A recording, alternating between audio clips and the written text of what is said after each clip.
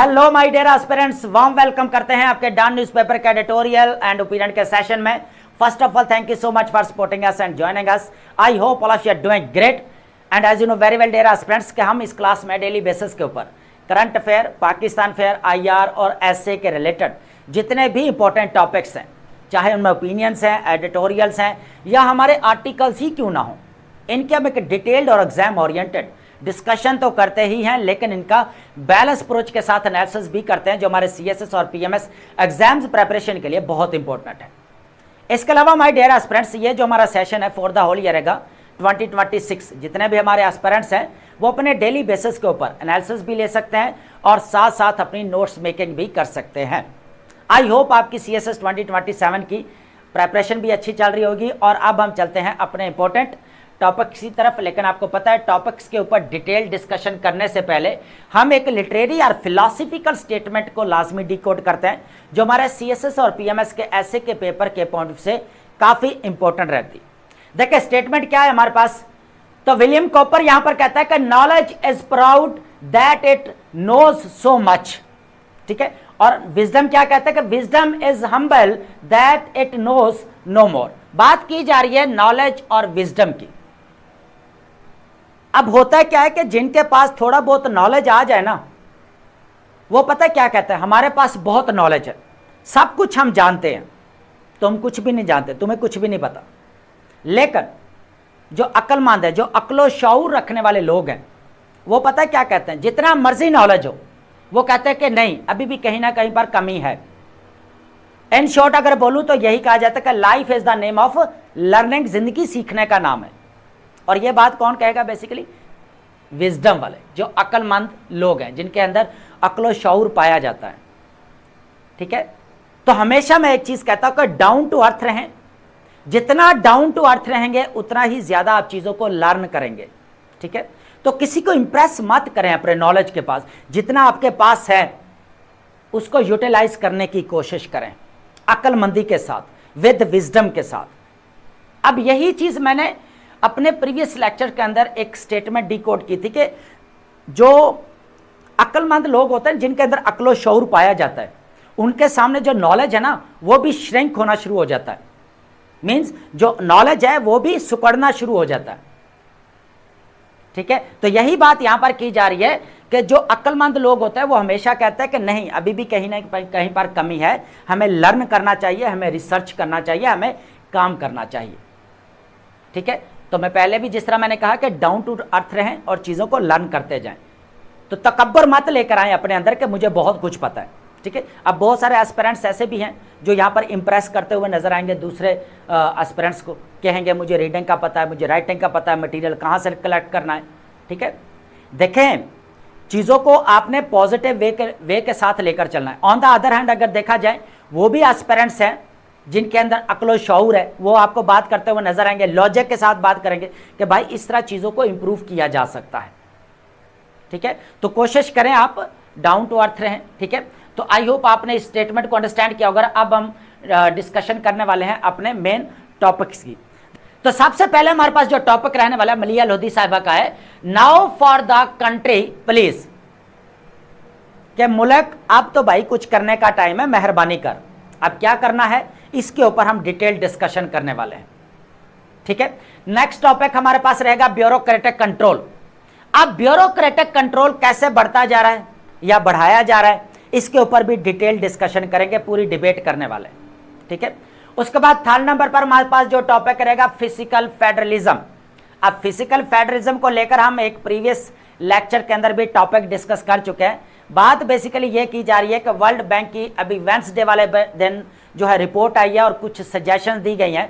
Report का नाम है बेसिकली स्ट्रेंथनिंग फिजिकल फेडरलिज्म इन पाकिस्तान। इसके ऊपर मैं पहले भी अपना एनालिसिस कर चुका हूं, आज हमारे पास फिर ये टॉपिक है, इसके ऊपर भी हम डिबेट करने वाले हैं। तीनों टॉपिक बहुत इंपॉर्टेंट है, तीनों हमारे पास ओपिनियन रहने वाली हैं, ठीक है। इनके ऊपर जो है हम डिस्कशन करेंगे। देखें, सबसे पहले इनका ओवरव्यू ले लेते हैं। ये हमारे करंट अफेयर, पाकिस्तान अफेयर और ऐसे के पेपर के पॉइंट ऑफ व्यू से काफ़ी इंपॉर्टेंट टॉपिक्स हैं। देखें, मैं यहाँ पर कहता हूँ कि ये ऐसे के पेपर के लिए भी इंपॉर्टेंट है, करंट अफेयर के पेपर के लिए भी इंपॉर्टेंट है, और अगर देखा जाए तो पाकिस्तान अफेयर के लिए भी इंपॉर्टेंट टॉपिक्स है। अब किस तरह, मैं पहले भी ये चीज़ क्लियर कर चुका हूँ कि देखें, आप डेली बेसिस के ऊपर जो एनालिसिस ले रहे हैं और आप टॉपिक एक प्रिपेयर करते जाएंगे, ठीक है। अब वो इकोनॉमी का पेपर है, सॉरी इकोनॉमी का अगर आपका टॉपिक है, उसके ऊपर अगर आप नोट्स मेकिंग कर रहे हैं तो सारा मटेरियल जो फैक्ट्स एंड फिगर्स हम यहाँ पर डिस्कस कर रहे हैं, ठीक है, रेमेडीज डिस्कस कर रहे हैं, पॉलिसी मेजर्स है, नेगेटिव इंपैक्ट्स है या कॉजेज है, ठीक है, तो वो सारी चीजें आप ऐड करते जाते हैं और आपका एक पूरा टॉपिक प्रिपेयर हो जाता है इकोनॉमी के रिलेटेड, ठीक है। इसी तरह हमारा फिजिकल फेडरलिज्म की बात कर रहे हैं तो आपको पता है कि फिजिकल डेफिसिट का सामना करना पड़ रहा है पाकिस्तान, ठीक है। ये जब ये टॉपिक आप प्रिपेयर करेंगे तो पूरा जो है आपका यहाँ पर जो है वो कह लेंगे टॉपिक तैयार हो जाएगा, तो वो टॉपिक आप यहाँ पर करंट अफेयर में भी आ सकता है, पाकिस्तान अफेयर में भी आ सकता है और ऐसे के पेपर में भी आ सकता है। इंपॉर्टेंट चीज क्या है आपकी, टॉपिक का फुली प्रिपेयर होना, ठीक है। तो टॉपिक को आपने फुली प्रिपेयर करना है, ठीक है। तो सबसे पहले अगर देखा जाए मलिया लोधी साहबा का टॉपिक है हमारे पास, now for the country please. बात यह की जा रही है कि अब प्लीज कंट्री को कुछ ना कुछ करना चाहिए। भाई क्या करना चाहिए, इस चीज को अंडरस्टैंड करते हैं। हो क्या रहा है पहले यह देखें, फ्रॉम जियोपॉलिटिकल रेंट्स, सबसे पहले हम जियोपॉलिटिकल रेंट्स को अंडरस्टैंड करेंगे, देन जो है अगर देखा जाए स्ट्रक्चरल रियलिटीज की तरफ आना पड़ेगा। पाकिस्तान को अगर देखा जाए इंटरनली बहुत सारे चैलेंजेस का सामना करना पड़ रहा है, deconstructing the illusions of Pakistan USA Iran diplomatic dividends. ये बहुत इंटरेस्टिंग टॉपिक है, देखें थोड़ा सा मैं बताऊंगा, बाकी आगे हम डिस्कशन करेंगे, इसकी डिटेल डिस्कशन करने वाले हैं। अब जब से पाकिस्तान ने as a peace maker role play किया है तब से लेकर मुल्क के अंदर एक डिबेट स्टार्ट हो चुकी है और बात यहां पर यह की जा रही है इकोनॉमिक इंटरेस्ट। पाकिस्तान की जो फॉरेन पॉलिसी है जियोपॉलिटिक्स से जियो इकोनॉमिक की तरफ जो हमें शिफ्ट देखने को मिला, तो पाकिस्तान के पास एक गोल्डन अपॉर्चुनिटी है कि किस तरह इकोनॉमिक इंटरेस्ट को गेन किया जा सकता है, ठीक है। लेकिन सबसे इंपॉर्टेंट चीज क्या है, यहां पर इंटरनल जो यहां पर स्ट्रक्चरल इश्यूज हैं इनको रेडिकेट करना पड़ेगा, ठीक है। कुछ यहां पर हिस्टोरिकल जो है वो एग्जांपल भी दी गई हैं, उनको भी हम डिस्कस करेंगे, तो बहुत इंपॉर्टेंट टॉपिक है। एक चीज मैं क्लियर करना चाहूंगा, देखें जो भी मैं ओपिनियंस डिस्कस कर रहा हूं इसके अंदर ऐसी बहुत सारी चीजें होती हैं जो हमारे लिए बिल्कुल भी जरूरी नहीं होती कि हम उनको प्रिपेयर करें एग्जाम के लिए, ठीक है। जो एग्जाम ओरिएंटेड हमारी चीजें होती है हम उन्हीं को ही डिस्कस करते हैं और विद बैलेंस अप्रोच के साथ करते हैं। सम टाइम ऐसा भी होता है कि इसके अंदर हार्श क्रिटिसिज्म भी होता है, लेकिन आपने हार्श क्रिटिसिज्म को जो है नोट नहीं करना, बल्कि मैं हार्श क्रिटिसिज्म को ऐड ही नहीं करता। हम बैलेंस अप्रोच के साथ जो एग्जामिनर की रिक्वायरमेंट है एक चीज को हम दोनों एंगल से जो है डिस्कस करते हैं। ऐसा नहीं है कि हम वन साइडेड अपना एनालिसिस देकर चले जाते हैं, जो कि एग्जामिनर की रिक्वायरमेंट नहीं है। इसीलिए ओपिनियन के अंदर ऐसी बहुत सारी चीजें होती हैं जो कह लें कि हमारे एग्जाम पॉइंट ऑफ व्यू से जो है वो इररेलेवेंट होती है, इसलिए मैं ऐड नहीं करता। जिसके अंदर जस्ट पॉसिबिलिटीज या डिजायरेबिलिटी शो की गई हैं वो मैं यहां पर चीजें डिस्कस नहीं करता, ठीक है। आपको भी पता है पॉसिबिलिटीज या डिजायरेबिलिटी नहीं चाहिए एग्जामिनर को चाहिए यहां पर कह लें कि प्रैग्मेटिक मेजर्स चाहिए, सॉल्यूशंस चाहिए, ठीक है। जो भी रीजंस हैं, जो भी नेगेटिव इंपैक्ट्स हैं, सारी चीजें, लेकिन पॉसिबिलिटी और डिजायरेबिलिटी के आपने उसके ऊपर फोकस नहीं करना, ठीक है। सेकंड नंबर पर है bureaucratic control colonial continuities and post colonial governance. इस चीज को अंडरस्टैंड करेंगे कैसे, भाई कॉलोनियल मेंटेलिटी कैसे बढ़ती जा रही है, इस चीज को अंडरस्टैंड करें। अब यहां पर चीजों का फर्क है, जब हम कॉलोनियल मेंटेलिटी का नाम देते हैं तो यहां पर आपको बी केयरफुल रहना है, चीजों को किस तरह आप जस्टिफाई कर सकते हैं, अभी आगे लर्न करने वाले हैं, ठीक है। और इसके साथ ही देखेंगे यहां पर deconstructing Pakistan proposed anti social behaviour framework. Interesting चीज ये है कि ये कोई कह ले कि अभी 4th to 5th जो है टाइम जो है मैं इसके ऊपर डिस्कशन कर रहा हूं। जो पंजाब गवर्नमेंट की तरफ से habitual offender act and anti social behaviour 2026 जो है स्टैंडिंग कमेटी की तरफ से पास किया गया, ठीक है। पार्लियामेंट में जाना है बाकी, लेकिन यह है कि स्पीकर ने कहा भाई मुझे इत्मीनान में लिए बगैर इसको पास किया गया। यह चीज हम फर्स्ट लेक्चर के अंदर डिस्कस कर चुके हैं। तो देखा जाए तो 4 to 5 टॉपिक्स ऑलरेडी मैं डिस्कस कर चुका हूं। आज के जो हमारे पास टॉपिक के अंदर कुछ इंपॉर्टेंट यहां पर हमें एक्ट देखने को मिल रहे हैं, ठीक है, उसके साथ जो हम इसको रिलेट करेंगे और ये चीज अंडरस्टैंड करेंगे बेसिकली ब्यूरोक्रेटिक कंट्रोल बढ़ता कैसे जा रहा है या बढ़ाया कैसे जा रहा है, इस चीज को अंडरस्टैंड करेंगे। क्या ये पब्लिक सर्विस डिलीवरी के लिए है या कंट्रोल के लिए है, इस चीज को भी एनालिसिस करेंगे। ठीक है, कॉलोनियल मेंटालिटी से भी इसको थोड़ा सा सेग्रीगेट कर देखेंगे। कॉलोनियल मेंटालिटी से जो रिलेट किया जा रहा है ना, लॉ में क्या बेसिकली फर्क है, इस चीज को भी अंडरस्टैंड करेंगे।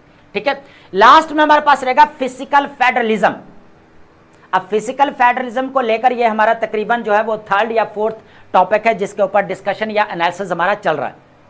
अब हो क्या रहा है कि ये वेंसडे वाले दिन वर्ल्ड बैंक की तरफ से जो है वो रिपोर्ट पब्लिश हुई जिसके अंदर बेसिकली स्ट्रेंथनिंग फिजिकल फेडरलिज्म इन पाकिस्तान सजेशंस इसके अंदर दी गई हैं और ये बताया गया है कि बेसिकली सबसे बड़ी हर्डल्स क्या हैं।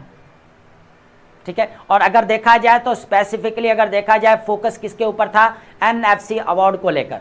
तो अभी 11th एनएफसी अवार्ड जो है यहाँ पर तश्कील पाया जा रहा है, तो इसके ऊपर भी हम डिस्कशन करेंगे कि किस तरह जो है इसके अंदर जो है रद्दबदल हो सकती है 15 साल के बाद जो इसको चेंज किया जा रहा था। यही बात जो है यहाँ पर वर्ल्ड बैंक की तरफ से भी हमें स्ट्रेंथनिंग फिजिकल फेडरलिज्म इन पाकिस्तान के अंदर देखने को मिली।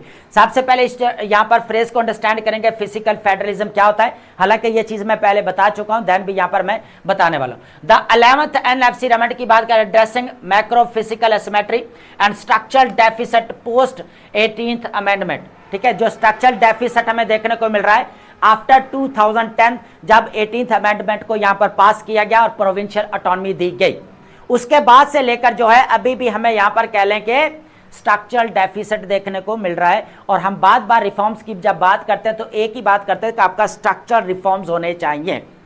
कोई भी सेक्टर है, पब्लिक सेक्टर है, एक ही चीज के ऊपर फोकस होता है भाई, इंस्टीट्यूशंस के अंदर किस तरह रिफॉर्म्स लेकर आया जा सकता है, स्ट्रक्चरल रिफॉर्म लेकर आया जा सकता है। ठीक है, तीनों टॉपिक बहुत इंपॉर्टेंट है, इनके ऊपर जो डिबेट रहने वाली है काफी इंटरेस्टिंग है। जितने भी बेसिक कॉन्सेप्ट है सारे मैं आपका क्लियर करने वाला हूं। ठीक है, लास्ट में हमारे पास रहेगी वोकैब, और वोकैब आपको पता है कि डॉन न्यूज़पेपर के इंपॉर्टेंट जो वर्ड्स होते हैं, और हमने फिक्स किया हुआ कि 10 वर्ड्स को डेली बेसिस के ऊपर डिस्कस करेंगे विद 2 सिनोनिम्स एंड 2 एंटोनिम्स। अब होता क्या है कि समटाइम पता क्या हो रहा था वोकैब को लेकर कि अगर एडिटोरियल के अंदर एक वर्ड आ रहा है तो अगर आप दूसरे दिन देखेंगे वो आपका ओपिनियन के अंदर भी यूज होता हुआ नजर आ रहा है। ठीक है, वही वर्ड, तो वर्ड के यहाँ पर जो वर्ड्स की जो है रेपिटेशन होती रहती है। ठीक है, तो इसलिए जो है हम कोशिश करते हैं कि जो रिपीट हो रहे होते हैं वर्ड्स उनको ऐड ना किया जाए। तो आई होप आपने इस चीज को अंडरस्टैंड किया होगा। अब इनके ऊपर जो है हम डिटेल डिस्कशन करते हैं। सबसे पहले अगर देखा जाए हमारे पास रहेगा from geopolitical rents to structural realities. पहले इस चीज को अंडरस्टैंड करें कि ये जियोपॉलिटिकल रेंट्स क्या चीज है। देखें, अब इंटरनली अगर देखा जाए तो हम ऑलरेडी जो है यहां पर रेंट के ऊपर डिस्कशन कर चुके हैं, रेंट सीकिंग। ठीक है, डिस्कशन कर चुके हैं, जहां पर टैक्स एग्जम्पशन मिलती है, विदाउट मेहनत किए आपको जो है यहां पर अर्निंग होती है, उसको बोला जाता है। किसको टैक्स एग्जम्पशन मिलती है? एलीट कैप्चर को। टैक्स सब्सिडीज किसको मिल रही है? सॉरी, सब्सिडीज किसको मिल रही है? सबको मिल रही है, तो फायदा ज्यादा किसका हो रहा है? एलीट क्लास का। ठीक है, तो यही चीज क्या है यहां पर अगर देखा जाए बड़े बड़े टेंडर्स है, किसको मिलेंगे? किसी गरीब आदमी को थोड़ा नहीं मिलेंगे। तो यहां पर देखा जाए तो टोटल क्रोनी कैपिटलिज्म। ठीक है, तो अब बात यहां पर यह की जा रही है जियोपॉलिटिकल रेंट्स, विदाउट मेहनत किए अर्निंग हो रही है। अब ये अर्निंग कैसे, इस चीज को भी अंडरस्टैंड करेंगे कि जो बाहर से हमें बेल आउट प्रोग्राम्स मिल रहे हैं, लोन मिल रहे हैं, या फंड्स या एड्स मिल रहे हैं। ठीक है, ठीक है, ये तो है जियोपॉलिटिकल रेंट्स। अब इसका थोड़ा सा हम एक ओवरव्यू ले लेते हैं ताकि आपको चीजें समझ आ जाए आगे। चल ये रहा कि मलिया लोधी साहब ये कहते हैं कि भाई ठीक है, अच्छी बात है, और हिस्ट्री में बड़ी देर के बाद जो है यहाँ पर प्राउड जो है यहाँ पर हो रहा है कि पाकिस्तान ने as a peace maker role play किया, नहीं तो हमेशा से पाकिस्तान को बदनाम ही किया जाता रहा। ठीक है, तो हिस्ट्री में ऐसा फर्स्ट टाइम ऐसा हुआ कि पाकिस्तान ने जो है वो कह ले के as a peace maker role play करके पूरा रीजनल एंड ग्लोबल लेवल के ऊपर अपना नाम जो है वो बनाया। ठीक है, और रिकग्निशन भी जो है मिली पूरे वर्ल्ड लेवल के ऊपर। अब वर्ल्ड लेवल के ऊपर तो मिल गई, लेकिन यहां पर बात की जा रही है इकोनॉमिक इंटरेस्ट की। मैंने बात की कि पाकिस्तान की जो फॉरेन पॉलिसी जियो पॉलिटिक्स से जियो इकोनॉमी की तरफ शिफ्ट हुआ। अब ये चीजें इसके अंदर नहीं है, मैं आपके बेसिक कॉन्सेप्ट क्लियर करना चाह रहा हूं इसके साथ रिलेट करके कि जियो इकोनॉमिक की तरफ यहां पर पॉलिसी को शिफ्ट किया गया। पाकिस्तान ने जब as a peace maker role play किया तो भाई इकोनॉमिक इंटरेस्ट हासिल होने चाहिए थे ना, लेकिन वो इंटरेस्ट नहीं वो इकोनॉमिक इंटरेस्ट हासिल नहीं हो पा रहे बेसिकली। ठीक है, रीजन क्या है? इंटरनल जो चैलेंजेस है। देखें, पीस मेकर रोल प्ले किया दुनिया का मतलब वर्ल्ड लेवल के ऊपर, दुनिया के अंदर। अब यहां पर क्या हो रहा है कि इंटरनली चैलेंजेस अभी सामना करना पड़, बड़े बड़े अगर इन्वेस्टर पाकिस्तान के अंदर आते हैं तो सबसे पहले वो क्या देखेंगे, पाकिस्तान ने ग्लोबल लेवल के ऊपर जो पीस मेकर रोल प्ले किया, ये चीज देखेंगे, बिल्कुल देखेंगे। लेकिन इंटरनली अगर देखा जाए तो सिक्योरिटी चैलेंजेस का भी सामना करना पड़ा पाकिस्तान को। तो मलिया लोधी साहब यही कहते हैं कि यहाँ पर कि भाई as a peace maker role play कर लिया तो अब इसका फायदा भी उठाना चाहिए। मुल्क के अंदर एक डिबेट स्टार्ट हो चुकी है कि इकोनॉमिक इंटरेस्ट हासिल होने चाहिए, इकोनॉमिक गेन्स होने चाहिए, जो कि नहीं हो पा रहे। ठीक है, इस चीज के ऊपर डिस्कशन करेंगे। सबसे पहले अगर देखा जाए mediation Triumph and it's economic illusions, तो ये वही बात आ गई कि जो इकोनॉमिक यहाँ पर इंटरेस्ट हासिल होने चाहिए था वो हासिल नहीं हो रहे, जिस तरह पाकिस्तान ने as a peace maker role play किया। डिप्लोमेटिक ब्रेक थ्रू है, ठीक है, पाकिस्तान ने यहाँ पर Islamabad memorandum of understanding sign करवाया। पहले यहाँ पर अगर देखा जाए तो ईरान और यूएसए के दरमियान में सीज फायर करवाई, सीज फायर करवाने के बाद उनको ले आया इस्लामाबाद एक दूसरे के सामने आमने सामने बैठाया, टेबल टॉक हुई, वहां पर डिप्लोमेसी का डोर ओपन हुआ। फिर देन जो है यहाँ पर चले गए स्विट्जरलैंड के अंदर, तो स्विट्जरलैंड से पहले यहाँ पर इलेक्ट्रॉनिकली जो है यहाँ पर क्या किया गया, एग्रीमेंट को साइन किया गया 14 पॉइंट्स। अब ये सारी डिटेल डिस्कशन हम कर चुके हैं इन डेप्थ में जाकर, सिर्फ आपको एक ओवरव्यू दे रहा हूं। ठीक है, तो पाकिस्तान ने क्या किया, Islamabad memorandum of understanding basically sign करवाया फाइनली फॉर 60 डेज। ठीक है, आगे परमानेंट एग्रीमेंट के ऊपर काम चलेगा। इकोनॉमिक शील्ड है एंड विशफुल थिंकिंग की बात करते हैं। देखें अब यहां पर जो खुशफहमी की बात की जा रही है बेसिकली क्या है, अब while the peace deal successfully protected Pakistan's fragile economy from soaring oil prices and disrupted energy corridors, एक तो चीज हुई है, पाकिस्तान ने जो रोल प्ले किया ना भाई, इकोनॉमिक इंटरेस्ट हासिल हुए या नहीं हुए, लेकिन एक चीज जरूर हासिल हो गई है, और वो पता है क्या है, वो है यहां पर आपकी ऑयल प्राइसेस जो कम हुई। डेयर एस्पिरेंट्स, आप इस चीज का अंदाजा लगाएं कि रीजन के अंदर एक तरफ पाकिस्तान को किसका चैलेंज है, ईस्ट की तरफ से देखा जाए इंडियन एग्रेशन है, वेस्ट की तरफ अगर देखा जाए अफगानिस्तान की तरफ से सिक्योरिटी चैलेंजेस का सामना करना पड़ रहा है, मिलिटेंट्स ग्रुप्स का सामना करना पड़ रहा है। ठीक है, जिसके अगेंस्ट पाकिस्तान की तरफ से ऑपरेशन गज़बुल इल्हाक भी स्टार्ट किया गया। थर्ड साइड पर अगर देखा जाए तो ईरान की बाउंड्री लगती है साथ, और साथ ही आपका अरेबियन सी है, तो पाकिस्तान अपनी ट्रेड कहां से करता है, अरेबियन सी के जरिए गल्फ स्टेट्स के साथ करता है। तो आप बताएं कि रीजन के अंदर सबसे ज्यादा जो नेगेटिव इंपैक्ट पड़ा वो पाकिस्तान के ऊपर पड़ा, सीधी सी बात है। एकदम से आपकी प्राइसेस यहां पर 400 क्रॉस होगी पेट्रोल की, जब आपके पेट्रोल की यहां पर प्राइसेस बढ़ेगी तो एनर्जी की यहां पर प्राइसेस बढ़ती हुई नजर आई। ठीक है, सारा इंपैक्ट जो है यहां पर प्राइसेस बढ़ने का वो सारा हमें देखने को मिला इकोनॉमी के ऊपर, पॉवर्टी बढ़ती हुई नजर आई। ठीक है, ये सारी चीजें। अब ये तो फायदा हुआ कि पाकिस्तान ने यहां पर as a mediator role play करके एटलीस्ट यहां पर क्या किया, जो प्राइसेस यहां पर बढ़ रही थी वो तो कम हुई ना। जो आपका 130 से 50 130 टू 150 डॉलर पर बैरल जो कीमत जा चुकी थी वो कितनी यहां पर आ चुकी है, कम आ सकती है अंडर 100 के। तो यहां पर देखा जाए तो पाकिस्तान के अंदर पेट्रोल की कीमत भी कम होगी। ठीक है, ये चीज है, ये चीज कही जा रही है कि भाई यहां पर एटलीस्ट जो है वो कह ले कि ऑयल प्राइसेस तो कम हुई। ठीक है, उसके बाद है जियोपॉलिटिकल रेंट। तो जियोपॉलिटिकल रेंट क्या हुआ, यहां पर एग्जांपल ले लेते हैं। यूएई ने कहा भाई 3.5 बिलियन डॉलर हमें वापस चाहिए, ये तो भला हो सऊदी अरेबिया का, उसने बोला कि भाई नहीं 3 बिलियन डॉलर मुझसे लो, अपना जो है वो रिजर्व पूरे करो। देन जाके 15 to 16 जो है वो बिलियन डॉलर रिजर्व हुए। ठीक है, बैलेंस ऑफ पेमेंट्स का अलग से इशू है ना, वो तो एक अलग से चीज है ना। लेकिन हो क्या रहा है कि यहां पर बेल आउट प्रोग्राम मिला, लोन मिल रहे हैं, फॉरेन एड्स आ रही है, फंड्स आ रहे हैं, इसकी वजह से इकॉनमी चल रही है। देखें लोन ले रहे हैं या हम यहां पर कह ले के IMF से हमारा प्रोग्राम भी चल रहा है, लेकिन देखें ऑन द स्पॉट अगर देखा जाए तो हमारी इकोनॉमी जो डिफॉल्ट होने के जो धाने पर होते थे एटलीस्ट ये है कि स्टेबलाइजेशन की तरफ जरूर आ जाते, इतना फायदा होता है। लेकिन मसला कहां पर आता है कि आगे हम जो है उसको अर्निंग में कन्वर्ट नहीं कर पाते। अगर हम अर्निंग में कन्वर्ट कर लेना तो हमें बार बार जो है सेकंड टाइम जाना पड़े। ठीक है, अब यहां पर अगर देखा जाए जियोपॉलिटिकल रेंट की फैलेसी की किसके ऊपर चले, बगैर मेहनत किए हुए अभी भी चलो जी हमारा वही ट्रेंड देखने को मिल रहा है जो ओल्ड था। अब यह कहा जा रहा है कि भाई 9/11 के अंदर क्या हुआ था कि अमेरिका की तरफ से जो है ना वो बड़ा पैकेज, भाई अगर देखा जाए तो इस तरह का कोई बड़ा पैकेज नहीं मिला जो फायदा होता। बाद में हालांकि अगर देखा जाए ना वो बिल भी उसको भी वापस ले लिया कि भाई आगे हम नहीं देने वाले। हालांकि सबसे अगर देखा जाए खसारे में कौन रहा, पाकिस्तान रहा। जिसकी वजह से आज भी सिक्योरिटी चैलेंजेस का सामना करना पड़ रहा है अफगानिस्तान की तरफ से। बताओ, है ना। तो वही चीज़ है, हमें यहाँ पर कहीं ना कहीं पर यह देखने को मिल रहा है कि जियो पॉलिटिकल रेंट देखने को मिल रहा है कि भाई फॉरेन से जो है एड्स भी आ जाए, फंड्स भी आ जाए ना, ये चीज़ें भी है। तो ये चीज़ है। उसके बाद है imperative for domestic political security truth. ठीक है, अब बात करते हैं डोमेस्टिक लेवल के ऊपर। ठीक है, सबसे पहले अगर देखा जाए जियो पॉलिटिकल रेंट है हमारे पास, इकोनॉमिक शील्ड है, विशफुल थिंकिंग क्या थी उसके ऊपर डिस्कशन किया। अब imperative for domestic political and security truth. उसके बाद हम बात करेंगे स्ट्रक्चरल इकोनॉमिक स्टैग्नेशन।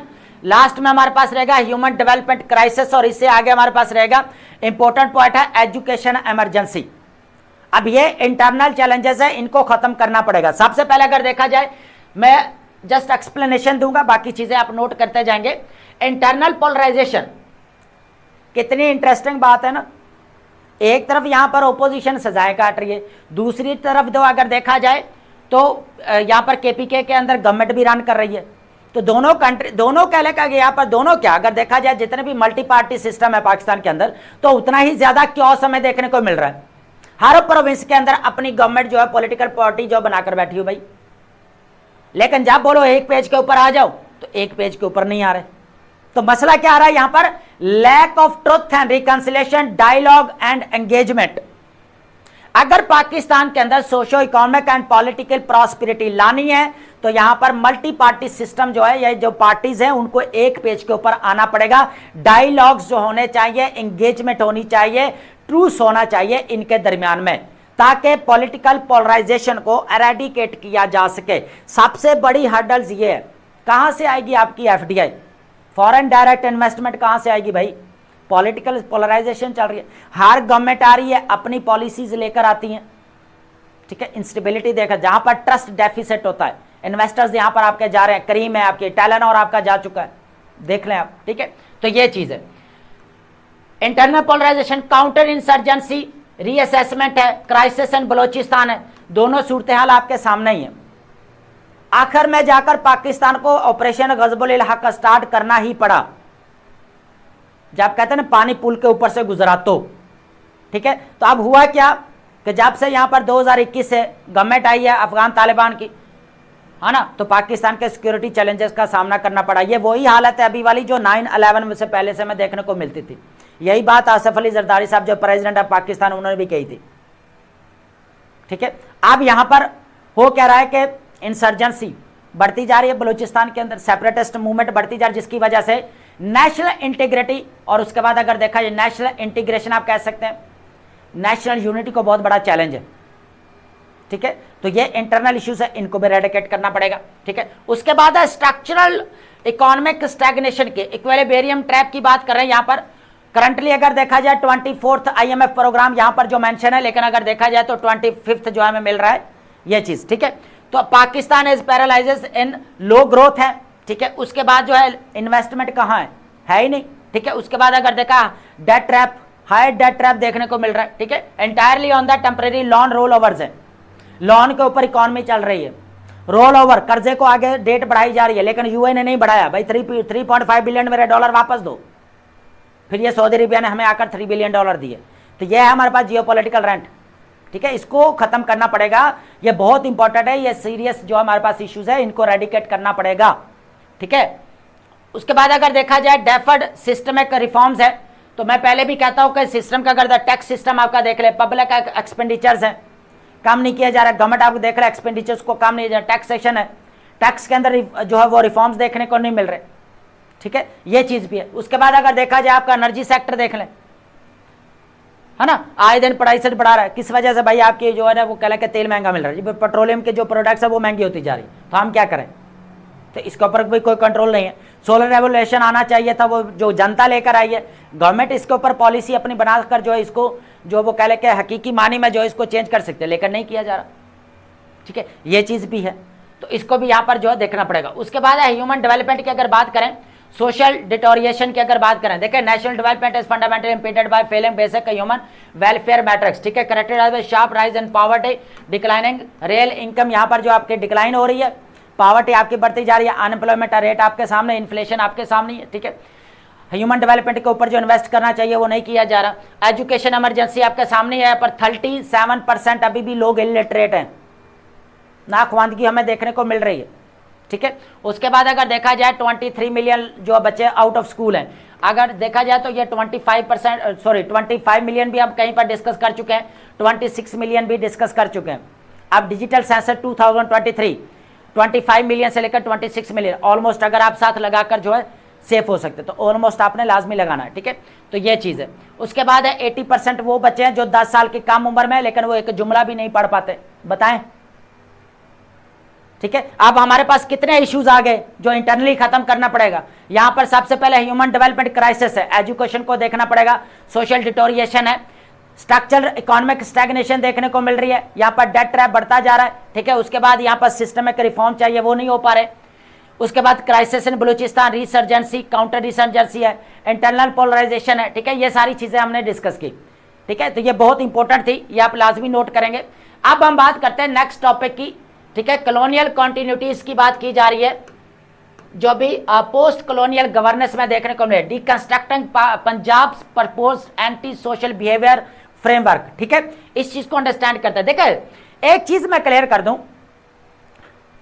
कि जब से पंजाब गवर्नमेंट की तरफ से habitual offender act and anti social behaviour bill 2026 देखने को मिला है, तब से लेकर पूरे मुल्क के अंदर अगर देखा जाए, मीडिया के ऊपर भी आप देखेंगे, एक डिबेट स्टार्ट हो चुकी है कि जो भी यहां पर लॉज बनाए जा रहे हैं या एक्ट या बिल पास किए जा रहे हैं,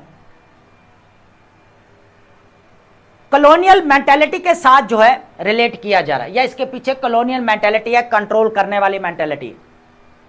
ठीक है, लेकिन गवर्नमेंट ये कह रही है कि भाई पब्लिक सर्विस डिलीवरी के लिए है, लॉज जो भी बनाए जा रहे हैं, जो भी एक्ट पास किए जा रहे हैं, बिल पास किए जा रहे हैं, जो पब्लिक सर्विस डिलीवरी के लिए लेकर आए जा रहे हैं।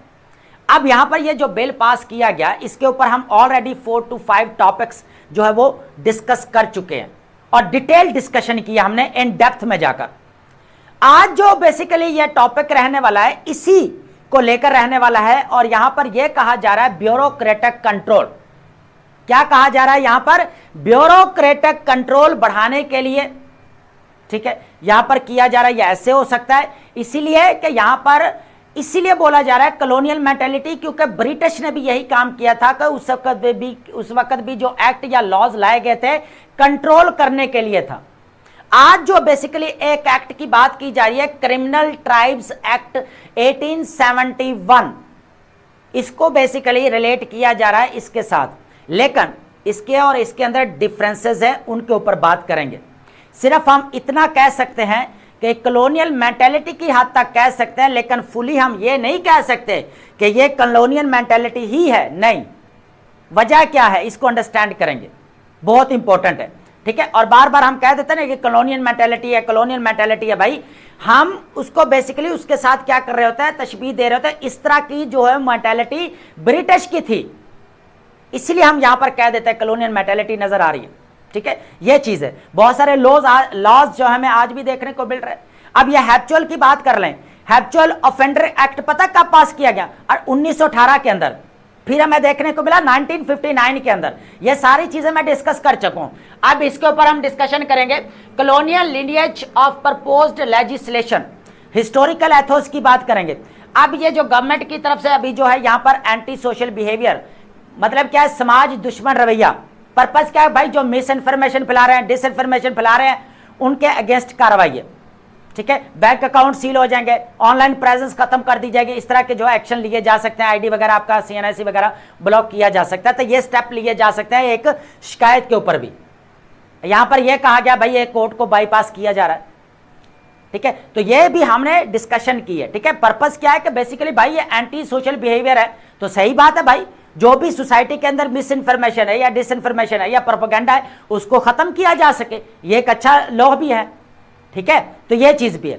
अब ये अगर देखा जाए इसकी दूसरी साइड, तो उसके हमने नेगेटिव जो है यहां पर जो है वो एस्पेक्ट भी डिस्कस किए थे। ठीक है, अगर देखा जाए यहां पर drawing it's foundational logic from repressive logic की बात की जाए, तो यहां पर कॉलोनियल अगर स्टैट्यूट्स की बात की जाए यहां पर, तो क्या है हमारे पास? लाइक क्रिमिनल ट्राइब्स एक्ट 1871, इसका पर्पस क्या था, इसको अंडरस्टैंड करेंगे और देन हम इसको जो इसके साथ देखेंगे कि ये रिलेट करता भी है या नहीं करता। अब देखें, कॉलोनियल सोशल इंजीनियरिंग की बात की जाए, जो 1871 एक्ट पास किया गया, उसका पर्पस पता क्या था? पंजाब के अंदर रिवर्स चल रहे थे, दरियाई निजाम था, देखने को मिल रहा। ब्रिटिश ने कहा कि भाई इधर से क्या करो, जितने भी खाना बदोश है ना, जितने भी यहां पर मवेशी पालने वाले हैं या चरवाहे हैं, इनको उठाकर बाहर फेंको, डिस्प्लेस करो, और यहां पर निजाम होना चाहिए ज़राई निजाम। क्या सेटल करना है? एग्रेरियन फार्मिंग, काश्तकारी स्टार्ट करनी है।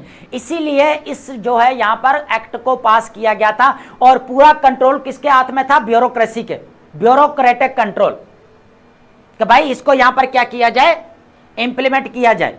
तो किया गया, बहुत सारे जो है यहां पर ग्रुप्स को, कम्युनिटी को क्रिमिनलाइज भी जो है करार दिया गया, डिस्प्लेस भी किया गया यहां पर पंजाब के अंदर। तो ये बेसिकली क्रिमिनल ट्राइब्स एक्ट था। लेकिन ये अगर देखा जाए, ट्राइब्स अगर बात की जाए, तो भाई इसके अंदर फर्क है, इसके अंदर कोई जमीनों वाला मामला इसके अंदर नहीं ऐड किया गया, जो हैप्चुअल अफेंडर की बात की जा रही, आदि मुजरम करार देने की बात की जा रही है। ठीक है, इसके अंदर तो यह है ना कि डिसइंफॉर्मेशन है, मिस इन्फॉर्मेशन है, कोई प्रोपेगेंडा करता है, किस तरह की कोई अगर कोई हैरेसमेंट वगैरह है तो उसको खत्म किया जा सके। ठीक है, इसीलिए जो है यह बिल लाया गया ना, यह चीज है। तो अब यहां पर सिर्फ इस चीज को अंडरस्टैंड करना है, जो यहां पर कहा जा रहा है कॉलोनियल मेंटालिटी, या यह कहा जा रहा है, अब हम मेन पॉइंट की तरफ आते हैं कि यह कहा जा रहा है कि सेंट्रलाइज्ड एग्जेक्टिव कंट्रोल को और ज्यादा जो है बढ़ाना है, और ज्यादा जो है यहां पर एग्जेक्टिव को इंपावर करना है। इख्तियारात में इजाफा होगा तो पूरा कंट्रोल उनके ऊपर होगा, इसीलिए इसको कॉलोनियल मेंटालिटी कहा जा रहा है। सिर्फ इसी वजह कि भाई एक कंट्रोल करने की जो है वो कह लें कि कंट्रोल करने की जो है वो पॉइंट ऑफ व्यू है, ऐसा नहीं है कि पब्लिक सर्विस डिलीवरी के पॉइंट ऑफ व्यू से। हालांकि गवर्नमेंट की तरफ से यही कहा जा रहा है कि भाई हम ये जो बिल लेकर आए ये क्राइम को खत्म करने के लिए है, पब्लिक ऑर्डर के लिए है, और अच्छी बात है भाई। ठीक है, ये चीज भी है। अब यहां पर अगर देखा जाए, originally 1871 act was utilise British bureaucratics to forcefully displace pastoral communities in Punjab river valley, जिनको क्या बोला जाता है, जो दरियाओं के दरमियान में जो जमीन थी, बेसिकली यहां पर बार बोला जाता है लैंड्स, ब्रांडिंग देम क्रिमिनल्स, उनको क्या ब्रांडिंग क्या किया गया, क्रिमिनल करार दिया गया। ठीक है, enforce state control transition, state control transition हमें देखने को मिला किसके अंदर, बेसिकली सेटल्ड एग्रेरियन फार्मिंग। ठीक है, तो ये चीज हमें देखने को मिली थी, इसीलिए जो है इस लॉ को इसके साथ जो है कनेक्ट किया। अब हम समझते हैं ब्यूरोक्रेटिक कंट्रोल किस तरह जो है बढ़ रहा है या बढ़ाया जा रहा है, इस चीज को अंडरस्टैंड करते हैं, सारी चीजें मैं क्लियर करूंगा। एक्सपेंशन ऑफ सेंट्रलाइज्ड एग्जेक्टिव, हो क्या रहा है कि कहा यह जा रहा है कि इस तरह के लॉ जो या एक्ट या बिल इसलिए पास किए जा रहे हैं कि ये हो क्या रहा है कि यहां पर किसका एक्सपैंड हो रहा है, एग्जेक्टिव अथॉरिटी का, सेंट्रलाइज्ड जो हमारे पास एग्जेक्टिव है ना, उसका कंट्रोल बढ़ता जा रहा है। और इसके अलावा भी जो हमारे पास यहां पर और भी हैं पॉइंट्स, उनको भी देखेंगे। ब्यूरोक्रेटिक कंट्रोल किस तरह बढ़ता जा रहा है, ये भी साथ ही अंडरस्टैंड करेंगे। एक तरफ यहां पर सेंट्रलाइज्ड एग्जेक्टिव जो है यहां पर उनके एक्सपेंशन देखने को मिल रही है, ये कहा जा रहा है। दूसरी तरफ ये कहा जा रहा है कि भाई ब्यूरोक्रेटिक कंट्रोल बढ़ता जा रहा है या बढ़ाया जा रहा है। अब इस चीज को अंडरस्टैंड करेंगे। सबसे जो पहला पॉइंट रहेगा हमारे पास, द कॉमन थ्रेड, अगर देखा जो आम रुझान जो बढ़ता हुआ हमें नजर आ रहा है, इस चीज को अंडरस्टैंड करते हैं। देखिए, गवर्नमेंट की तरफ से यही कहा जा रहा है कि भाई इसका ऑब्जेक्टिव जो बिल का है, इसका है क्राइम कंट्रोल करने के लिए। अच्छी बात है, ये वाकई ठीक है कि क्राइम कंट्रोल होना चाहिए। उसके बाद है यहां पर पब्लिक ऑर्डर की बात की जा रही है, लेकिन इसका इफेक्ट्स क्या है, इसको अंडरस्टैंड करें। It's true effect is the subordination of provincial governance. Provincial governance कौन यहां पर देखने मिले, सेंट्रलाइज्ड ब्यूरोक्रेटिक अथॉरिटी। तो अब यहां पर देखा जाए तो ब्यूरोक्रेटिक कंट्रोल हमें देखने को मिल रहा है, इसीलिए ब्यूरोक्रेसी को यहां पर देखा जाए तो इंपावर भी किया जा रहा है। क्यों किया जा रहा है, इस चीज को भी अंडरस्टैंड करेंगे। नेक्स्ट पॉइंट वही आने वाला है, सिस्टमिक लेजिस्लेटिव ओवररीच। अब गवर्नमेंट यहां पर यह कहा जा रहा है कि भाई सेंट्रलाइज्ड एग्जेक्टिव कंट्रोल कैसे बढ़ रहा है, इस चीज को पहले अंडरस्टैंड करें। हालांकि गवर्नमेंट जो है यहां पर यही कहा जा रहा है, और यह अच्छी बात भी है कि भाई पब्लिक सर्विस डिलीवरी के लिए है। ठीक है, अच्छी बात है। यहां पर अगर देखा जाए स्पीच के लिए, द पंजाब डिफेमेशन एक्ट यह पास किया गया ताकि कोई भी यहां पर किसी को डिफेम ना कर सके। ठीक है, उसके बाद है पब्लिक स्पेस की बात कीजिए, the Punjab high security zone act बनाया गया, पास किया गया। उसके बाद है market activity Punjab price control act पास किया गया। अब ये सारे इख्तियार किसके पास है भाई, कौन यहां पर इन्फोर्स करेगा फोर्सफुली? आपकी ब्यूरोक्रेसी। तो यही चीज हमें देखने को मिल रही। उसके बाद है पैरेलल एडमिनिस्ट्रेशन है, पंजाब इन्फोर्समेंट रेगुलेशन एक्ट, पीरा आपका जो बनाया गया यहां पर पीरा फोर्स। तो आप हिसाब लगाएं ये किसके अंडर कंट्रोल रहेगी? ब्यूरोक्रेसी के। आज जो ऑफिशियल अनइलेक्टेड जो है यहां पर क्या कर रहे हैं? पॉलिसी मेकिंग कर रहे हैं, डिसीजन मेकिंग कर रहे हैं। हालांकि डेमोक्रेसी के अंदर क्या होता है कि जो पॉलिसी मेकिंग है, जो फैसले हैं, जनता के जो इश्यूज हैं, वो कौन सॉल्व करेगा? आपके इलेक्टेड रिप्रेजेंटेटिव। लेकिन यहां पर कंट्रोल किसका बढ़ता जा रहा है? ब्यूरोक्रेसी का। इसीलिए बोला जा रहा है कि ब्यूरोक्रेटिक कंट्रोल, कि ऑफिशियल पॉलिसी मेकिंग भी उनके हाथ में। अब किस तरह है आगे हम फर्दर जो है डिस्कस करने वाले हैं, ठीक है। अब सबसे पहले देखा जाए द रिफ्यूजन ऑफ पावर्स, बात की जा रही है वाया बैकडोर मैकेनिज्म। सबसे पहला पॉइंट क्या रहेगा हमारे पास? Bureaucratic ambition. अब अगर देखा जाए तो एडमिनिस्ट्रेशन भाई पैस ने कहा कि भाई ये जो कह लें कि एग्जेक्टिव मजिस्ट्रेसी का जो यहां पर हक था वो भी वापस ले लिया, उसके लिए डिमांड करते रहे। पॉलिस ऑर्डर 2002 की बात की जाए तो भाई इन्होंने कह लें कि एडमिनिस्ट्रेटिव जो कंट्रोल था कह लें कि उससे जो है इनको हक जो है वो खोना पड़ा, ठीक है। इन्होंने उस चीज की डिमांड की यहां पर, ठीक है। तो यहां पर ये कहा जा रहा है, ठीक है, following the historical loss of executive magistracy की बात की जा रही है, ठीक है, पैस की। उसके बाद है direct operational control over the police, ठीक है, पुलिस ऑर्डर 2002।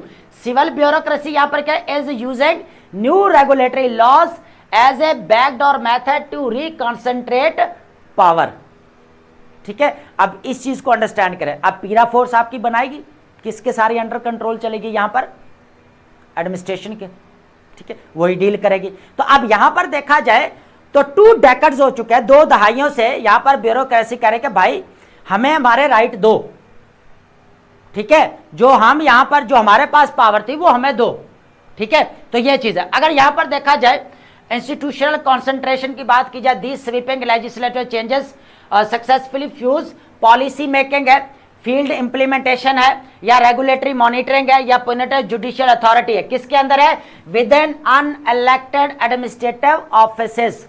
तो ये बात की जा रही थी। आप बताएं जब सारी पॉलिसी मेकिंग उनके पास है, इंप्लीमेंटेशन उनके पास है, हर चीज उनके पास है, तो बताएं ना कि भाई ब्यूरोक्रेटिक कंट्रोल होगा या नहीं होगा?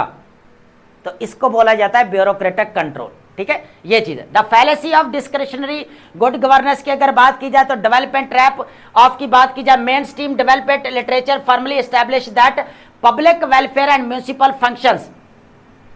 अब यहां पर डेवलपमेंट ट्रेड ऑफ्स की बात की जाए जो हमें यहां पर फर्क देखने को मिला, देखें इस चीज को अंडरस्टैंड करना है।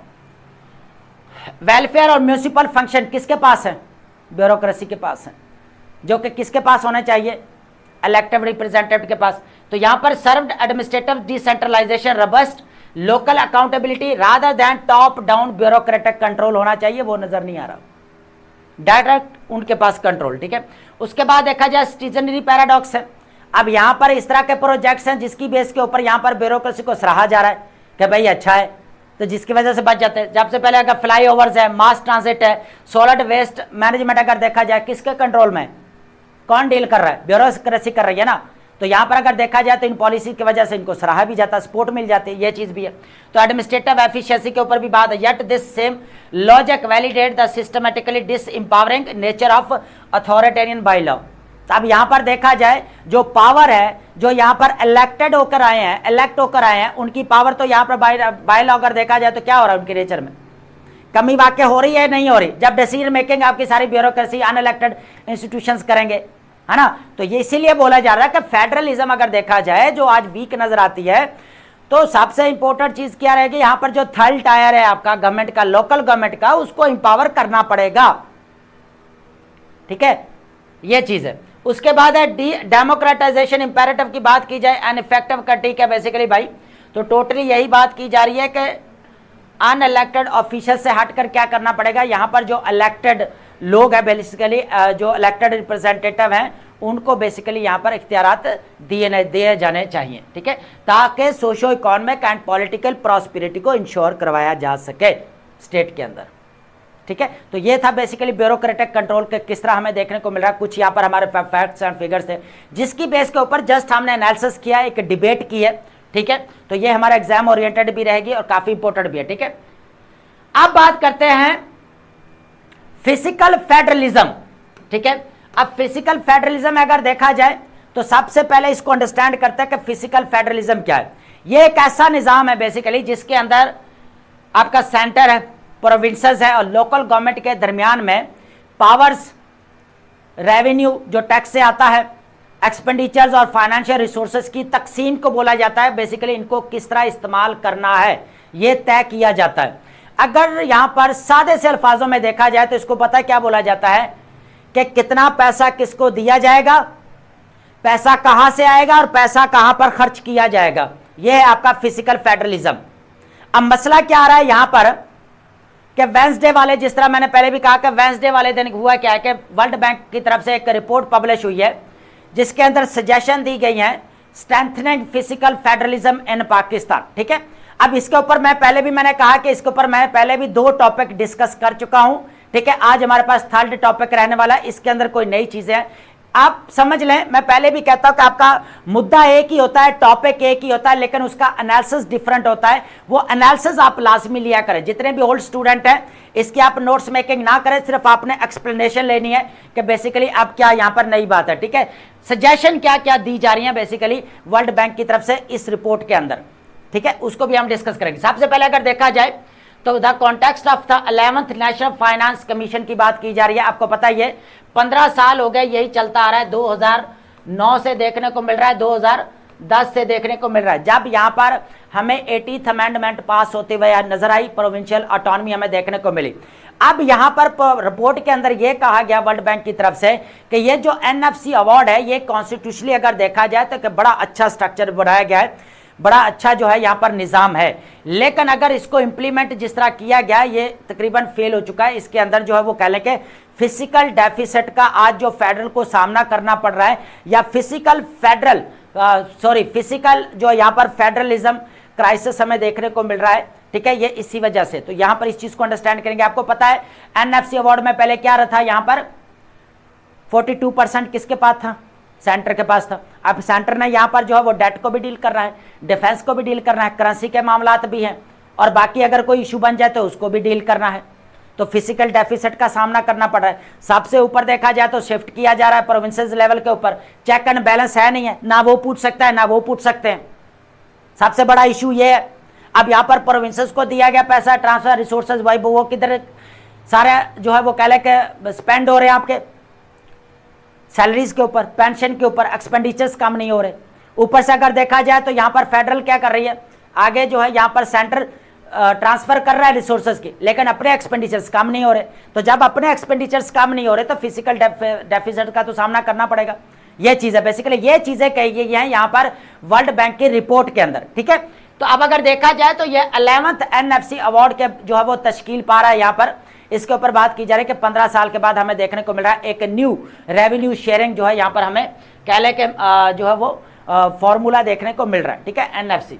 उसके बाद है सोशो इकोनॉमिक इम्पैक्ट की अगर बात की जाए भाई, तो देखें the structural distribution public money, जो यहाँ पर रिसोर्स डिस्ट्रीब्यूशन की जाती है, सेंटर रखता है या प्रोविंसेस है, लोकल गवर्नमेंट, क्या पर्पस है उसका, एजुकेशन के ऊपर लगाना है, उसके बाद हेल्थ केयर और एजुकेशन के ऊपर लगाना है। एम्प्लॉयमेंट जनरेशन है यहाँ पर 3.5 मिलियन एनुअली जो है लेबर फोर्स के अंदर इंक्लूड है। भाई लेबर फोर्स आपके इंक्लूड हो रही है एनुअली। अगर देखा जाए तो ये हमने पहले डिस्कस किया था कि 40 to 50 जो है यहाँ पर लाख लोग जो है एनुअली इंक्लूड हो रहे हैं, ठीक है। तो ये चीज भी है। अनफुलफिल्ड डेवोल्यूशन की अगर बात की जाए, 2010 रिफॉर्म्स की अगर बात की जाए, 18th अमेंडमेंट यहाँ पर पास की गई, 7th एनिवर्सरी अवार्ड तो यहाँ पर सेंटर ने प्रोविंसेस को दिया, प्रोविंसेस का यहाँ पर राइट था लोकल गवर्नमेंट तक जो है वो पहुंचाते, आगे जो है डेलीगेट करते, लेकिन नहीं हुए, फाइनेंशियल बैकअप नहीं दिया गया। ये हाल केपीके के अंदर है कि जो यहाँ पर आप क्या जो है वो कह ले के लोकल गवर्नमेंट जो ऑर्डर है वो आपका क्या था, एक्ट, वो बेसिकली आपका फेल होता हुआ नजर आए सिर्फ इसी वजह से। स्ट्रक्चर इम्बैलेंस है, फंक्शंस एज ए फाइनेंस, इसको देखेंगे, ठीक है। दो चीजें, स्ट्रक्चर इम्बैलेंस क्या है। अब स्ट्रक्चरल इम्बैलेंस में सबसे पहले अगर देखा जाए तो जो फेडरल ने क्या किया, सेंटर ने प्रोविंसेस को दे दिया, अपने पास कम रखा, तो कम रखा तो अपने एक्सपेंडिचर्स कम नहीं किए। अब डेट को भी डील करना है, डिफेंस को भी डील करना है, सारी चीजें किसके खाते में यहां पर आ गई, सेंटर के। सारा तो यहां पर जो है वो कह ले कि किसको ट्रांसफर कर दिया, रिसोर्सेस प्रोविंसेस को। प्रोविंसेस ने आगे ने क्या किया, सैलरीज के ऊपर, पेंशन के ऊपर, एक्सपेंडिचर्स के ऊपर। बाकी अगर देखा जाए ह्यूमन डेवलपमेंट के ऊपर लगने चाहिए, ह्यूमन कैपिटल डेवलपमेंट के ऊपर वहां पर नजर ही नहीं है, ठीक है, ये चीज है। अब अगर देखा जाए परसिस्टेंट फेडरल ओवर स्पेंडिंग है, तो ये ओवर स्पेंडिंग बढ़ती जा रही है, प्रोविंसेस को ज्यादा से ज्यादा ट्रांसफर किया जा रहा है। अब कितने % ट्रांसफर किया यहाँ पर सेंटर ने, वो सारी हम अपने प्रीवियस लेक्चर के अंदर कवर कर चुके हैं, ठीक है। उसके बाद फिजिकल स्क्वीज की बात की जाए, रिडक्शन हमें देखने को मिले फेडरल रेवेन्यू, तो यहां से फिर क्या होता है, फेडरल के पास जो रेवेन्यू होता है वो कम हो जाएगा, ठीक है। तो इसी तरह का amounting to approximately 2 trillion rupees जो है यहाँ पर हमें टूडे देखने को बाद directly matched by expanding federal primary deficit हमें देखने को मिल रहा है। आप लगाए हिसाब, काजेगा साइक्लिकल जो है मैक्रो इकोनॉमिक क्राइसिस बढ़ता जा रहा है, हाई नेशनल डेट भी बढ़ता जा रहा है। भाई फिजिकल फेडरलिज्म जो है, सॉरी फिजिकल फेडरलिज्म क्राइसिस है क्यों, सारा जो है आगे ट्रांसफर किया जा रहा है, पीछे अगर देखा जाए तो अपने एक्सपेंडिचर्स को कम नहीं किया जा रहा, ठीक है। तो उससे क्या होगा, डेट बढ़ता जाएगा, कर्जे लेते जाएंगे, फंड भी लेते जाएंगे, लोन भी आता जाएगा, तो फिर क्या उसका होगा। प्रपोज्ड रेमेडिएशन की अगर बात की जाए, सबसे पहले इंपॉर्टेंट चीज ये है जो इसके अंदर रेमेडी की बात की गई, ठीक है। फेडरल फुटप्रिंट जो खाका में देखने को मिल रहा है, must be down size cutting outlays on the constitutionally devolved provincial matters. अब यहां पर जहां पर जरूरत पड़े वहां पर कटिंग करनी चाहिए फेडरल गवर्नमेंट को, ठीक है। तो ये बात भी की जा रही है। Eliminating administrative duplication. अब एडमिनिस्ट्रेटिव डुप्लीकेशन क्या है, कॉन्स्टिट्यूशनली अगर देखा जाए जो इख्तियारात यहां पर प्रोविंसेस को शिफ्ट किए गए, ट्रांसफर किए गए, वहां पर जब प्रोविंसेस अच्छे से काम नहीं करते तो फिर यहां पर सेंटर को फिर अपना रोल प्ले करना पड़ता है। तो यहां पर फिर जो है वो कह लेके एडमिनिस्ट्रेटिव डुप्लीकेशन हमें देखने को मिलती है। एक ही काम के ऊपर आपके दो लोग आएंगे। अब एग्रीकल्चर सेक्टर के ऊपर इनकम टैक्स लेना है यहाँ पर प्रोविंसेस ने, निकलना ही, लेकिन फिर क्या हो रहा है यहाँ पर जब सेंटर आएगा यहाँ पर इनकम यहाँ पर या टैक्स कलेक्शन होगी तो फिर क्या होगा, फिर हमें यहाँ पर एडमिनिस्ट्रेटिव डुप्लीकेशन देखने को मिलेगी। तो कहने का मतलब यह है जो जिसको यहाँ पर रिस्पॉन्सिबिलिटी दी गई है वही उसको पूरा करे, ठीक है। तो ये चीज है, तो एडमिनिस्ट्रेटिव डुप्लीकेशन को खत्म करना पड़ेगा, ठीक है, ताकि एक ही अगर प्रोविंसेस काम कर रहे हैं तो उसकी रिस्पॉन्सिबिलिटी पूरा करें। वाया फॉर्मल स्पेंडिंग रिव्यू, ठीक है, creating divisible pool deduction for core national development priorities. तो नेशनल डेवलपमेंट प्रायोरिटीज के लिए भी यहाँ पर कटिंग करनी चाहिए, ठीक है। तो ये स्ट्रक्चरल इंबैलेंस था बेसिकली जो हमने डिस्कस किया, फंक्शन या फाइनेंस दोनों चीजें, ठीक है। टैक्स फ्रेगमेंटेशन क्या है, लॉ इन्फोर्समेंट एफर्ट्स। सबसे पहले अगर देखा जाए ज्यूरिसडिक्शनल डिवाइड्स। अब हुआ क्या है, 2010 वाला जो फ्रेमवर्क था जीएसटी वाला, उसको 5 अदारों में तकसीम किया गया। भाई कारोबारी अदारों में भी किया गया, कॉर्पोरेट सेंटर्स में भी, बिता के यहाँ पर टैक्स कलेक्शन हो। लेकिन उल्टा क्या हुआ, लोग टैक्स चोरी करने लगे, भागना शुरू हो गए, ठीक है, एक ये चीज भी है। उसके बाद कोई फायदा नहीं गेन हुआ, यहाँ पर भी कोई चीज का फायदा नहीं हुआ। अनटैप्ड रेवेन्यू सेक्टर है भाई, तो अगर देखा जाए अनटैप्ड सेक्टर कौन सा है, आपका एग्रीकल्चर सेक्टर है। 20% यहां पर डोमेस्टिक अगर देखने को मिल रहा है जीडीपी के अंदर, लेकिन टैक्स कितना जमा रहा है, बिल्कुल कम हो रहा है। यहां पर अगर देखा जाए तो agriculture income tax remains largely uncollected while urban property taxes generate mayor 0.13% हमें देखने को मिल रहा है। ये अर्बन प्रॉपर्टी की बात की जा रही है। अगर एग्रीकल्चर की बात की जाए तो 0.2 लेकर यहां पर 0.7 तक या 9 तक है, बस इससे आगे नहीं है। अब यही चीज का आप जवाब दें कि मैंने लास्ट टाइम एक चीज डिस्कस की थी प्रीवियस एग्रीकल्चर जो टैक्स के ऊपर आपका एडिटोरियल था, उसके अंदर भी मैंने डिस्कशन की थी। इसके अलावा आईएमएफ की मुआवनत से basically agriculture income tax introduce करवाया गया था। फिजिकल ईयर कौन सा था, 25 to 26, जिसके अंदर क्या हुआ था कि एग्रीकल्चर सेक्टर का क्या इनकम टैक्स लिया जाएगा, थे 306 बिलियन रुपए थे, लेकिन कलेक्शन कितनी है, 5 पॉइंट समथिंग बिलियन रुपए की कलेक्शन। 2% जीडीपी का बनता था, 2% ऑफ जीडीपी।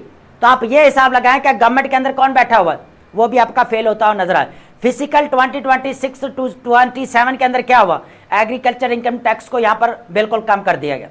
उसकी परसेंटेज क्या थी, आपसे यहां पर जो है वो कह लेके प्रीवियस लेक्चर के अंदर जाकर देखेंगे, ठीक है। हार्मोनाइजेशन रिफॉर्म्स की अगर बात की जाए तो यहां पर टैक्स टू जीडीपी बहुत ज्यादा लो है, इसको आपका बढ़ाना पड़ेगा, ठीक है। उसके बाद जीएसटी को भी यहां पर डील करना पड़ेगा, ये चीजें।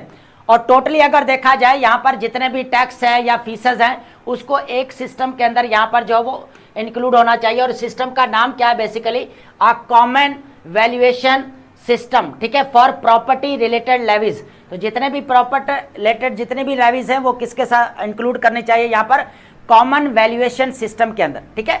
ये चीज है। उसके बाद है miss alignment of the provincial spending and local exclusion. बात की जा रही है यहाँ पर एक्सपेंडिचर्स की, जो प्रोविंशियल गवर्नमेंट के एक्सपेंडिचर्स हैं, ठीक है, अब वो बढ़ते जा रहे हैं, लेकिन अगर देखा जाए तो लोकल गवर्नमेंट के की तरफ जो यहाँ पर शिफ्टिंग या ट्रांसफर जो करने चाहिए रिसोर्सेज वो देखने को नहीं मिल रहे, ठीक है, ये बात की जा रही है। एडमिनिस्ट्रेटिव ओवरहेड है 2010 है, प्रोविंशियल एक्सपेंडिचर्स है शिफ्टेड वैसली टूवर्ड्स एडमिनिस्ट्रेटिव कॉस्ट। अगर देखा जाए तो यहाँ पर ह्यूमन कैपिटल डेवलपमेंट के ऊपर इन्वेस्ट करने के बजाय एक्सपेंडिचर्स बढ़ते जा रहे हैं प्रोविंशियल गवर्नमेंट के। जैसे मैंने सैलरीज की बात की, पेंशन की बात की, तो 80% हमें यहाँ पर एक्सपेंडिचर देखने को मिले। बताएं इन्वेस्टमेंट कहाँ पर करें, कहाँ पर ह्यूमन डेवलपमेंट के ऊपर करें। सेंटर ये रो रहा है बेचारा कि भाई प्रोविंसेस को सारा देकर मुझे क्या बचता है, फिर भी मुझे सेंटर वाले प्रोविंशियल वाले काम जो मुझे जाकर करना पड़ते हैं, एडमिनिस्ट्रेटिव डुप्लीकेशन, ठीक है। यही बात यहां पर की जा रही है रिपोर्ट के अंदर जो वर्ल्ड बैंक की तरफ से आई, ठीक है। फ्लॉड रिसोर्सेज एलोकेशन के budgetary allocation to districts continue. अगर देखा जाए भाई डिस्ट्रिक्ट लेवल के ऊपर जाना चाहिए, वो भी यहाँ पर नहीं जाते हुए नजर आ रहे रिसोर्सेज, ठीक है। लोकल गवर्नमेंट की बात की जा रही है। To rely on historical precedents instead of addressing actual poverty indicates regional service delivery gaps हमें देखने को मिल रहा है। बजाय इसके तो पॉवर्टी को खत्म किया जाए, ह्यूमन कैपिटल डेवलपमेंट के ऊपर काम किया जाए, नहीं। सप्रेशन, आपके पास लोकल गवर्नमेंट है तो लोकल गवर्नमेंट को तो अभी हम पहले भी और घसीट चुके थे, ये सारी चीजें उसके अंदर है। अकाउंटेबिलिटी पावर, भाई अकाउंटेबिलिटी होना चाहिए प्रोविंशियल लेवल के ऊपर, लोकल गवर्नमेंट को यहाँ पर इंपावर करना चाहिए, तो ये बहुत इंपॉर्टेंट है। अगर देखा जाए तो ओवरऑल अगर इसके ऊपर देखा जाए तो miss alignments of provincial spending है, उसके बाद टैक्स फ्रेगमेंटेशन है, ये बेसिकली इश्यूज बताए गए, इनको खत्म कैसे करना है ये भी साथ साथ बताया। उसके बाद अगर देखा स्ट्रक्चरल इम्बैलेंस देखने को मिल रहा है, फेडरल सारा देकर बैठ जाता है प्रोविंसेस के पास को, तो फेडरल को क्या बचेगा, फिजिकल डेफिसिट ही बचेगा, तो ये चीज भी है। उसके बाद आपका डिलेड मॉडर्नाइजेशन, तो ये चीज है। तो ये हमें यहाँ पर रिपोर्ट के अंदर चीजें देखने को मिले, ठीक है। और अब हम बात करते हैं इंपॉर्टेंट वोकैब की, और वोकैब आपको पता है कि हम लेक्चर के लास्ट में जो है डिस्कस करते हैं, ठीक है। तो सबसे पहले अगर देखा जाए, देखें आप साथ साथ जो है नोटबुक भी अपनी प्रिपेयर करते जाए। तो सबसे पहले हमारे पास जो वर्ड रहने वाला है स्ट्रेट। स्ट्रेट मीन्स क्या होता है, basically moved from the correct path place or course wander. Basically असल रास्ते से भटक जाने को बोला जाता है, असल रास्ते से मुनहरफ हो जाना, ठीक है, तो इसको बोला जाता है स्ट्रेट, ठीक है। उसके बाद अगर देखा जाए सिनोनिम हमारे पास क्या बनेगा, सिमिलर मीनिंग, वांडेड बोल सकते हैं या डेविएटेड मुनहरफ हो जाना। ऑपोजिट क्या बनेगा, रिमेन्ड या स्टेट, बरकरार रहना। सेकंड वर्ड हमारे पास करेगा हाइपरबोलिक, बहुत इजी वर्ड है बेसिकली, ग्रेटली एग्जैजरेटेड और ओवरस्टेटेड फॉर इफेक्ट, असर बढ़ाने के लिए बात को बढ़ा चढ़ाकर पेश करने को बोला जाता है। एग्जैजरेटेड का मतलब क्या ना, बढ़ा चढ़ाकर पेश करना, ओवरस्टेटेड। ऑपोजिट क्या बनेगा, रियलिस्टिक या अंडरस्टेटेड। नेक्स्ट वर्ड हमारे पास क्या रहेगा, मियांडर, बहुत इजी वर्ड है बेसिकली, टू वांडर और follow winding course without a fixed direction, कोई भी रास्ता तय किए बगैर क्या होता है यहाँ पर बल खाते हुए चलने को बोला जाता है, या भटकना में भी आप कह सकते हैं, आवारागर्दी भी कह सकते हैं आप, वांडर या रैम्बल। ऑपोजिट क्या बनेगा, प्रोसीड या डायरेक्ट, ठीक है। नेक्स्ट वर्ड हमारे पास क्या रहेगा यहाँ पर एक्सूबरेंट। एक्सूबरेंट बहुत इजी वर्ड है, फुल ऑफ एनर्जी, जो जोशीला होता है बेसिकली उसको बोला जाता है। एंथुसियाज्म एंड एक्साइटमेंट, एंथुसियास्टिक या लेवली। ऑपोजिट क्या बनेगा, डल या सबड्यूड। नेक्स्ट वर्ड हमारे पास क्या रहेगा यहाँ पर डिसिडेंट, बहुत इजी वर्ड है। डिसिडेंट का मतलब होता है person who oppose official policies और एस्टैब्लिश अथॉरिटी। बेसिकली होता है क्या है कि इख्तिलाफ राय रखने वाले को बोला जाता है पॉलिसी के खिलाफ, ठीक है। डिसेंटर बोल सकते हैं, रेबल। ऑपोजिट क्या बनेगा, सपोर्टर या रॉयलिस्ट, आप इसको लॉयलिस्ट आप इसको बोलेंगे, ठीक है। नेक्स्ट वर्ड हमारे पास क्या रहेगा, डिसमेल। डिसमेल आप बोल सकते हैं खौफनाक या कह सकते हैं यहाँ पर अफसोसनाक को, सॉरी, ठीक है। ग्लूमी, डिप्रेसिंग, ठीक है। Extremely poor in quality, bleak या ड्रेरी। ऑपोजिट क्या बनेगा, चेयरफुल या ब्राइट आप इसको बोलेंगे। तो डिसमेल हमारे पास क्या रहेगा यहाँ पर अफसोसनाक को बोल सकते हैं, ठीक है। ये चीज भी है, डिसपॉइंटमेंट जो होती है उसको बोलते हैं, ठीक है। तो यहाँ पर मायूस कौन भी बोल सकते हैं। तो अगर देखा जाए नेक्स्ट वर्ड हमारे पास करेगा स्टैगरिंग। स्टैगरिंग बहुत इजी वर्ड है, एक्सट्रीमली सरप्राइजिंग, एकदम हैरान और परेशान कर देने वाले को बोला जाता है। एस्टोनिशिंगली आप इसको बोल सकते हैं, ठीक है। एस्टाउंडिंग या ओवरवेलमिंग। ऑपोजिट क्या बनेगा, ऑर्डिनरी या मॉडेस्ट, ठीक है। तो ये वर्ड्स इंपॉर्टेंट है, इनको आपने लाजमी नोट करना है। नेक्स्ट हमारे पास जो वर्ड रहेगा कनाइविंग। कनाइविंग मीन्स क्या होता है, basically secretly cooperating and wrong doing, deceitfully plotting. Basically साजबाज करना या मिली भगत को बोला जाता है किसी गलत काम के लिए, ठीक है। स्कीमिंग या कॉन्स्पिरिंग बोल सकते हैं। ऑपोजिट क्या बनेगा, ऑनेस्ट या स्ट्रेट फॉरवर्ड। सेकंड लास्ट हमारे पास वर्ड क्या रहेगा, स्किज्म। स्किज्म का मतलब होता है तकसीम, आ डीप डिवीजन और split with in a group और ऑर्गेनाइजेशन। डिवीजन या स्प्लिट को ऑपोजिट क्या बनेगा, यूनिटी या हार्मनी। लास्ट वर्ड हमारे पास क्या रहेगा यहाँ पर, वेगश, बहुत इजी वर्ड है। प्लेफुल, ह्यूमरस या मिस्चीवियस को बोला जाता है, शरारती या फन करने वाले को ठीक बोल सकते हैं यहाँ पर। प्लेफुल या विटी, ऑपोजिट क्या बनेगा, सीरियस या सोलमन। तो आई होप आपने लेक्चर को अंडरस्टैंड किया होगा and thank you so much.